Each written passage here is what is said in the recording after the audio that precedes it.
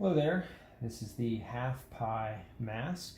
I'll talk about why it's named that way in just a moment, but here's some features of the mask. So it's a tailored mask, fits very well around the face. Got a dart here that fits at the chin, a dart here that fits at the nose. There's a pocket for a paper towel or a Kleenex to use as an extra filter, and you can see it's a double layer. It's a double layer mask. It's a tie mask, not ear loops. I don't particularly like ear loops, so there's a drawstring here. This fits around the bottom of the neck. These ends tie up over the ears and behind the head. Makes it a very nice mask to wear during the day. You can peel it off and it just hangs around your neck, and you can pull it back up on your face. So altogether, very functional, very nice mask to wear. It fits very well, and fit. A good mask is all about fit. So why is it called a half pie? Well, so half pie, the circle is 2 pi, 1 pi, 1 pi, and this mask occupies a quarter of a circle, which is half a pie. So it's just called half a pie, the half pie mask. So the dimensions, so this is the pattern. You see it's not your traditional pattern, but this is not your traditional mask. You're going to get a much better fit out of a mask cut from this pattern than you will from a pleated pattern. So you can see it here on the cutting mat, approximate dimensions. I'll go over these dimensions and then describe the pattern just a little bit. So it's about 9 1/4 inches along each edge. So as you can see here along the edge, from the point, from point here to here is 9 inches. It's about 13 inches from this point to this point. The darts that you're going to sew from here to here is about 2 inches. From here to this dart for the women's mask, which is what I'm going to make, is 3 1/4 inch, and from here to here is 2 5/8 inches. There's another fold that you'll make over here, and that's 2 inches from here to there. So we'll just focus in on that for just a moment so you can see. And there's also some 1/2 inch buttonholes that'll go here around the edge. We're going to walk through this step by step. It's actually a very simple mask to make, very quick to make, and a very effective mask. So let's get started.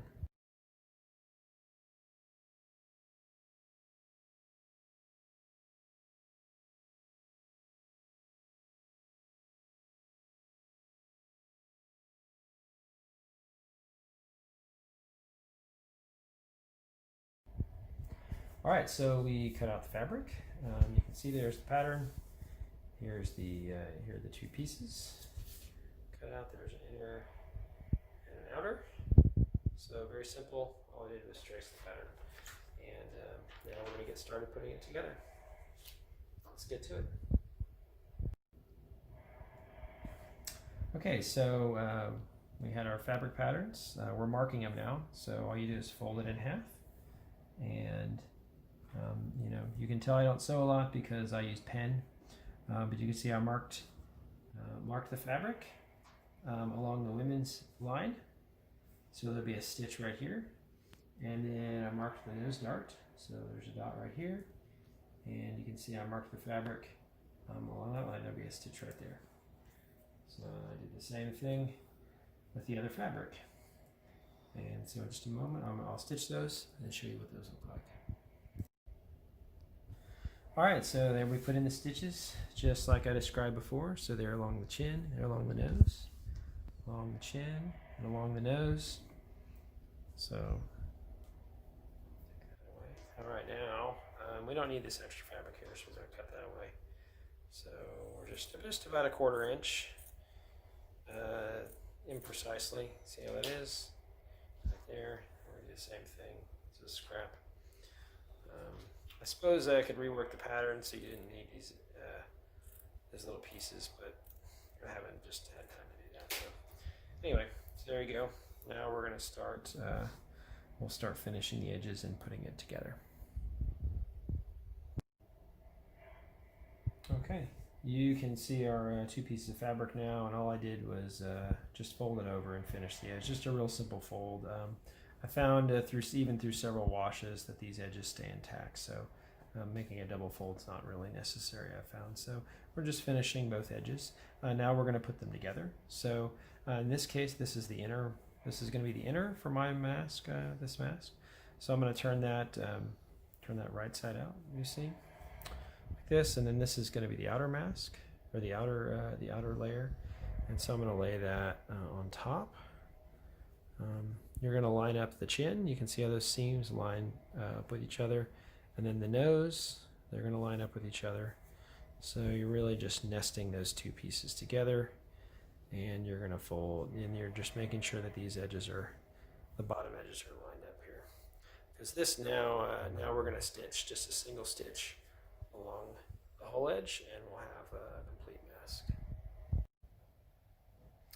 Alright, so you can see we put the stitch in all the way around on the back edge. The top is open. So we're going to turn this right side out now. And this is going to be our outer layer, the white here. So we're just turning it right side out. And you can see the shape of the mask. You can iron this at this point if you want, press it, whatever. I usually just press it with my hands before moving on to the next step. So get rid of that thread. So you can see there's the basic shape of the mask, the basic darts. Just a few more stitches we're going to make. We're going to do some buttonholes in a bit too, so we'll walk through that. All right, so the next step, you're going to take your pattern again, and you're going to line it back up on the edge. You can see it really fits quite well into the lines we fit. There's the women's line, the nose, the edges here, the seam edges, so it all fits nicely. You're going to line it back up with the nose, and now we're going to make folds. We're going to fold here so we get this little detail in order to hold this strap. So this isn't really an exact size. We're just going to fold it over a little bit there, crease it with our fingers. We'll probably trim that off in just a little bit. And then the same thing for this one, fold that off. Now if you want to adjust yours to make these folds bigger or smaller, that's fine. You can see there how it fits. And so now we're just going to make stitches. We're going to stitch these down just like we did for this mask here. Put in a little T-stitch. Just a stitch across here and then a stitch across there. Alright, so we fold those over. You can see there's a little T-stitch. So all I do is usually stitch, back stitch, and then forward, and then back, and then forward, and then back. So you end up with a nice clean T. You can sort of see that there, and then the drawstring is going to slide through that loop. Now, so this is a women's mask. I am going to put buttonholes here in just a bit. This happens to be a men's mask. The men's faces I've found, you don't need the buttonholes. The buttonholes just help give it a little, make it so it'll fit a little smaller face. You can use either the drawstring or the buttonholes. The buttonholes I found just work really well on women's faces. So the next step here is to sew the little dart in the chin. All that's done is by putting a little stitch across the bottom. You see that? Little stitch across the bottom, and you turn it right side out. So all we're going to do is turn this right side out, and then just put in a little stitch right there across the bottom, and we'll have our chin dart. Okay, so you can see the chin is all done. All it is, again, just a little dart on the chin. So if you want, you can stop here. You can try this out, put some drawstrings in, however you do drawstrings, cord, you know, however you do those. These drawstrings, incidentally, I'll go ahead and mention this now. The drawstrings do need to be 24 inches, so there's 2 drawstrings here you can see just stitched together at the tail. And these, each one is 24 inches long, so you can see on our cutting mat. With the folds and everything at each end, they come to 24 inches long. So you're going to need 48 inches of drawstring. So You can finish right here and use your mask. The drawstrings thread in through the bottom on the side with the chin, right in through there, one on each side, and you're ready to go. If you can cut buttonholes, or you like to do buttonholes, that's the next step. And so we're going to go over buttonholes, and then the mask will be finished. So what you're going to do is you're going to put in a buttonhole mark, kind of in line with the stitch that you made. It's kind of about halfway between that edge and here.